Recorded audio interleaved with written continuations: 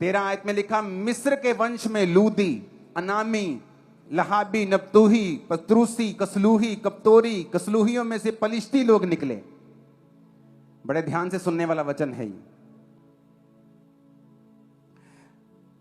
आगे बढ़ेंगे 15 आयत को, कनान के वंश से उसका जेठ सिदोन, हित जिसे हित्ती बोलते हैं, यबूसी, अमोरी, गिरगाशी, हिच्ची, अर्की, सीनी, अवर्दी, समारी, हमाती लोग भी हुए। फिर वो कनानियों के कुल भी फैल गए।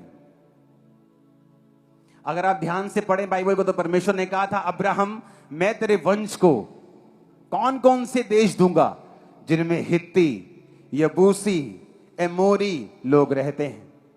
आपने कभी क्वेश्चन नहीं किया अपने दिमाग में कि क्या हुआ ऐसा कि परमेश्वर अब्राहम को कह रहा है कि मैं तुझे कनान के देश दूंगा? कनान के देश के लोगों ने कौन सा पाप किया था? कनान के देश के लोगों से क्या दुश्मनी थी परमेश्वर की कि परमेश्वर यह कहता था कि मैं कनान के सारे देश अब्राहम के वंश को दूंगा? क्योंकि जो अब्राहम का वंश था वो उसी बेटे से निकला था जिसने अपने पिता को नंगा नहीं देखा था। और कनान के सारे वंश जिसे परमेश्वर ने देने का वायदा किया था वो उसी बेटे से निकले थे जिसने अपने बाप को नंगा देखा था। इतना फर्क कि परमेश्वर ने पूरी जनरेशन श्रापित कर दी जिन्होंने परमेश्वर की सेवा को छोड़ा, जिन्होंने परमेश्वर के हुक्मों को तोड़ा, जो पवित्रताई में जिन्होंने परमेश्वर को फॉलो नहीं किया। पूरे के पूरे वंश को, पूरी की पूरी जनरेशंस को, देशों को परमेश्वर ने श्रापित कर दिया और अब्राहम के वंश को दे दिया। इसलिए मैं कहता हूं जब आप स्पिरिचुअल लाइन पे चलते हैं आपको जल्दी नहीं करनी, क्योंकि परमेश्वर आपके वंशों को सोच रहा है, आपको वंशों को आशीषित करने के बारे में सोच रहा है, सिर्फ वो आपके बारे में नहीं सोच रहा। अगर आप स्पिरिचुअल लाइन में चलेंगे, परमेश्वर के पीछे चलेंगे, आप देखेंगे लंबा समय के बाद, 10 साल, 20 साल, 30 साल के बाद, कि एक गहरा और एक बड़ा आसमान के जितना गहरा बेनिफिट और फायदा आपको और आपके परिवार को हुआ है और वो नजर आएगा। ऐसा नहीं हो सकता। मैंने लोगों को देखा है जो मसीह में आए लेकिन वो इतने आशीषित नहीं थे, लेकिन उनकी वफादारी परमेश्वर के साथ बनी हुई थी। गरीबी में टाइट देना, हर चीज में बने हुए थे। परमेश्वर ने उनके वंश को ब्लेस किया, फॉरेन में सेट किया, इतना अमीर किया, आशीषित किया जितना वो सोच नहीं सकते थे। हो सकता वो कभी भी ऐसा ना कर हो पाता अगर वो व्यक्ति परमेश्वर में ना होता तो। लेकिन ये लंबी रेस है, ये छोटी रेस नहीं है, ये शॉर्टकट नहीं है। और बाइबल कहती है अगर परमेश्वर हमें कोई काम करने के लिए कहता है, कोई स्ट्रक्चर उसने बनाया है तो वो हमारे फायदे के लिए। ऊंची आवाज में हालेलुया बोलो। और अगर हम उस स्ट्रक्चर को मानते हैं, अगर हम परमेश्वर के वचन को मानते हैं, हम उस स्ट्रक्चर के साथ कभी भी फाइट नहीं करें। आप फाइट नहीं, अगर आप फाइट करेंगे आप शर्मिंदा होंगे, आप नोटिस करेंगे। जिसे परमेश्वर ने ठहरा दिया और जिसे चर्च ने ठहरा दिया, अगर आप उसके साथ फाइट करेंगे वो आप शर्मिंदा होंगे। आप चाहे गलत हो सही हो ये बाद में देखा जाएगा, क्योंकि उसके साथ डील करना परमेश्वर का काम है, आपका नहीं। परमेश्वर ने कहा अगर मूसा ने गलती की तो ये मेरा काम है उसके साथ डील करना, तुम्हारा नहीं। अब तुम श्रापित रहोगे और कोड़ी रहोगे।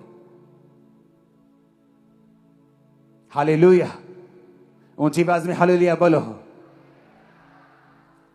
अगर चर्च स्ट्रक्चर में रहे, अपनी हद में रहे, पास्टर्स को कभी डिस्कस मत करें।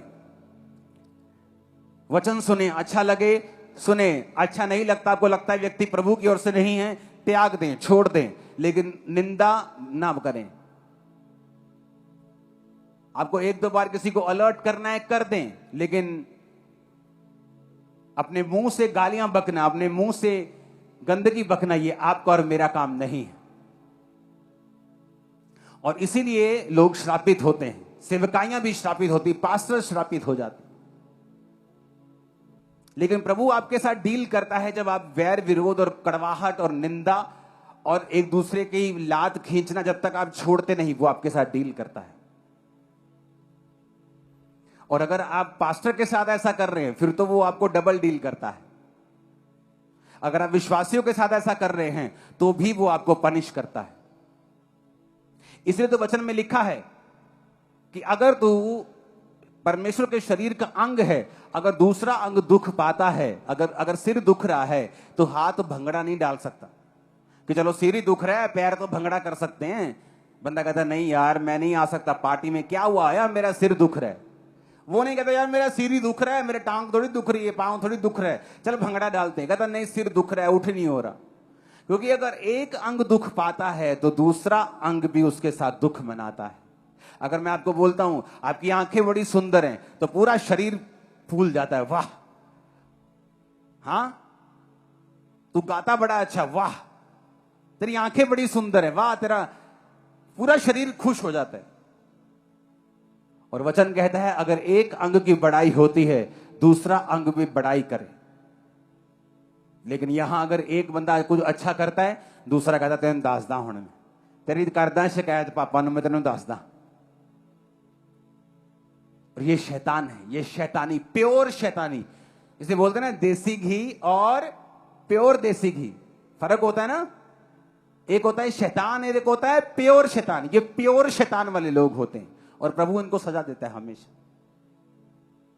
हमेशा इन चीजों से बच के रहो, क्योंकि एक स्ट्रक्चर परमेश्वर ने बनाया है, आप उसे तोड़ेंगे। और वचन कहता है जो बाड़ा तोड़ेगा सांप उसको डसेगा, जो बाड़ा तोड़ेगा सांप उसको काटेगा, विष उसको लगेगा और वो मरेगा। हालेलुया, ऊंची आवाज में हालेलुया बोलो। एक टाइम तक आप लोगों को अवेयर करते हैं कि फलाना बंदा फेक है, ये गलत कर रहा है, लेकिन आप उसकी पर्सनल लाइफ के इतने झमेले होने के बावजूद, उसके पापों की नॉलेज होने के बावजूद भी आप उसे कभी एक्सपोज नहीं करते। रीजन, ये मेरा काम नहीं, परमेश्वर का काम। ऐसी ऐसी न्यूज मिलती कि 2-2 शादियां हो रही हैं, गलत काम हो रहे हैं बड़ी बड़ी चर्च में, लेकिन आपने मुझे कभी ऐसा नहीं, आज मैं एक्सपोज करूंगा, कभी नहीं, ये मेरा काम नहीं। अगर कोई पब्लिकली कोई बेवकूफी करेगा मैं उसे एक बार समझा दूंगा, उसके बाद कभी नहीं। पर्सनली उसे कभी एक्सपोज नहीं करूंगा कि ये मेरा काम नहीं। न्याय करना परमेश्वर का काम है। अगर वो मेरा जीवित परमेश्वर है, वो न्याय कर देगा, लोगों के सामने ले आएगा। तो कई बार इंसान खुद परमेश्वर को गद्दी से हटा के परमेश्वर की गद्दी पर बैठने की कोशिश करता है और थोड़े दिन के बाद देखता क्या है कि खुद ही शर्मिंदा हो रहे हैं वो लोग, क्योंकि आप लोगों को एक्सपोज करने के लिए पैदा नहीं हुए। हालेलुया।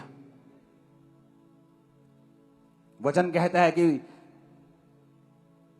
झूठे भविष्यद्वक्ताओं से सावधान रहो। वचन ने भी एक बार बोला, आप भी चर्च को समझा सकते हैं, लेकिन किसी पे पर्सनल अटैक करना ये परमेश्वर की सीट लेने के बराबर है। और चाहे हमें दुनिया के लाख गुनाह मालूम हो, आपने कभी मुझे ऑनलाइन आके या ऐसे आपके सामने उस व्यक्ति को एक्सपोज करते कभी नहीं सुना होगा। प्रूफ के साथ एक्सपोज किया जा सकता है, लेकिन कभी नहीं, क्योंकि ये परमेश्वर का और उसकी कलीसिया का काम बिल्कुल नहीं है। आप परमेश्वर नहीं हो, आप न्यायी नहीं हो, आप जज नहीं हो। मैं उससे पीछे रह सकता हूं, मैं अपनी संगति उससे खत्म कर सकता हूं, क्योंकि वचन कहता है अगर भाई कहलाकर कोई मूर्ति पूजा करता है और व्यभिचार करता है तो तू उसके साथ खाना भी मत खा, नहीं तो तू भी पापी है परमेश्वर के सामने। जब हम वचन में से पूरी तरीके से चलना शुरू कर देते हैं, हम आशीषित होते हैं। वचन के साथ चलना शुरू कर देते हैं, हमारे फाइनेंस, हमारी लाइफ, हमारी जिंदगियां जो हैं सब तरफ से ग्रोथ करना शुरू कर देती हैं। हम ग्रो करना स्टार्ट कर देते हैं।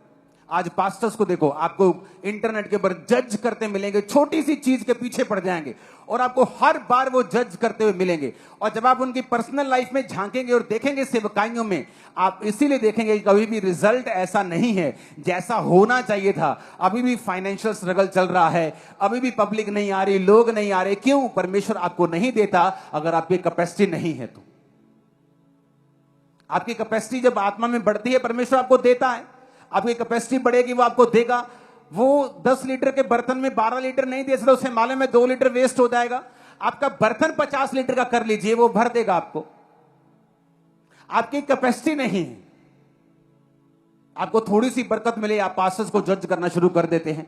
आपको थोड़ी सी सेवकाई मिले, आप अपनी डॉक्ट्रिन्स और दूसरे की डॉक्ट्रिन्स को आप जज करना शुरू कर देते हैं। और इसी वजह से लोग उतना नहीं बढ़ पाते जितना उनको बढ़ना चाहिए। ऊंची आवाज में हालेलुया खड़का के बोलो जरा। परमेश्वर के गहरे वेदों को परमेश्वर के दास के द्वारा जानने के लिए और ऐसी और नई वीडियोस को देखने के लिए हमारे YouTube चैनल को सब्सक्राइब करें और साथ में बेल आइकन को प्रेस करें ताकि ऐसी और नई वीडियोस की नोटिफिकेशन सबसे पहले आप तक पहुंच सके। जुड़े रहें परमेश्वर की हजूरी के साथ। God bless.